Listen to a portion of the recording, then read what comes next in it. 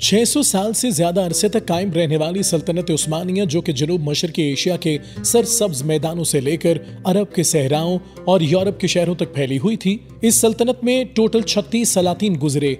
उस्मानी सल्तनत ने दुनिया की 20 मुख्तलिफ नेशनलिटीज पर हुक्मरानी की।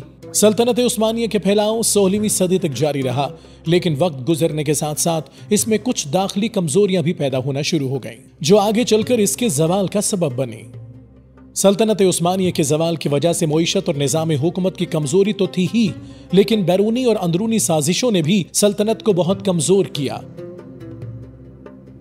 सुल्तान अब्दुल हमीद की माजूली के बाद सल्तनत उस्मानिया में दूसरे आईनी दौर का आगाज हुआ। यंग टर्क्स पर मुश्तमिल मुख्तलिफ गिरोहों ने सियासी पार्टियां कायम करना शुरू कर दी और एक बार फिर इक्तदार की खींचतानी शुरू हो गई। इस दौरान उस्मानी फौज मुख्तलिफ महाजों पर पसपा हो रही थी और दारुल हुकूमत में सूरत हाल मुसलसल अबतरी का शिकार थी। इसी दौरान पहली आलमी जंग का आगाज हुआ। उस्मानियों ने इस जंग में रूस पर हमला कर दिया और इस जंग में जर्मनी, ऑस्ट्रिया, बल्गारिया के साथ मरकजी कुव्वतों के साथ शामिल हो गए। लेकिन उस्मानियों और मरकजी कुव्वतों को इस जंग में शिकस्त का सामना करना पड़ा। इस शिकस्त के बाद बरतानिया, फ्रांस, इटली की अफवाज कस्तंतुनिया और अजमीर में दाखिल हो गईं। 30 अक्टूबर 1918 को मुआहिदा मदरूस के नाम से होने वाले समझौते में उस वक्त के उस्मानी सुल्तान मोहम्मद शशम ने यह तस्लीम किया कि सल्तनत उस्मानिया अनातोलिया में खास तौर पर अजमीर पर यूनान के कब्जे के बाद शुरू होने वाली मकामी मज़ामतों को रोकने की पाबंद होगी। आलमी जंग में सल्तनत उस्मानिया की इस शिकस्त के बाद तुर्की में मुस्तफ़ा कमाल की क़यादत में कौमी तहरीक मुनज़्ज़म होना शुरू हो गई। मुस्तफ़ा कमाल, जो कि सल्तनत का ही एक कामयाब सरकारी अफसर था, जबकि बाद में मुस्तफ़ा कमाल ने निज़ामी हुकूमत में इस्लाह का मुतालबा करने वाली committee of union and progress को ज्वाइन किया, जिसे यंग टर्क कहा जाता था।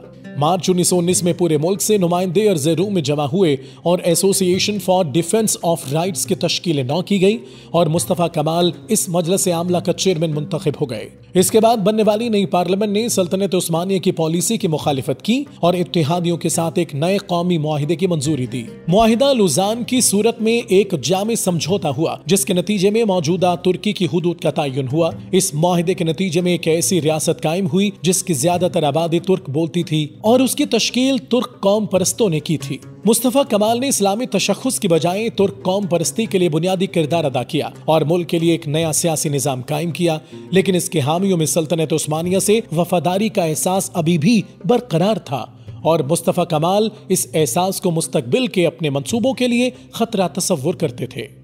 हिस्टोरियंस के मुताबिक मुस्तफ़ा कमाल ने सियासी हरबे इस्तेमाल करके 1 नवंबर 1922 को असम्बली का इजलास बुलाकर सल्तनत उस्मानिया के खात्मे की मंजूरी हासिल कर ली। सुल्तान मोहम्मद शशम को फौरी तौर पर माजूल कर दिया गया और उन्होंने तुर्की छोड़ दिया।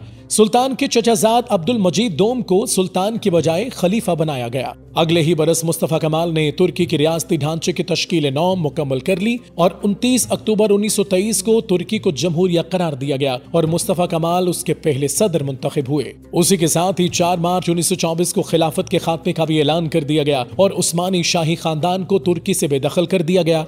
उसी साल अप्रैल में जमहूरिया तुर्की का आइन बनाया गया, जिसमें इस्लाम को रियासती मजहब तस्लीम किया गया था, लेकिन 1928 में ये शिक भी आइन से खत्म कर दी गई। मुस्तफ़ा कमाल अतातुर्क 1923 से 1938 तक तुर्की के हुक्मरान रहे और इस अरसे में उन्होंने तेजी से इस्लाहात मुतारिफ कराई और तुर्की को एक सेकुलर और मगरबी तर्ज जिंदगी से करीब तर मुल्क बना दिया।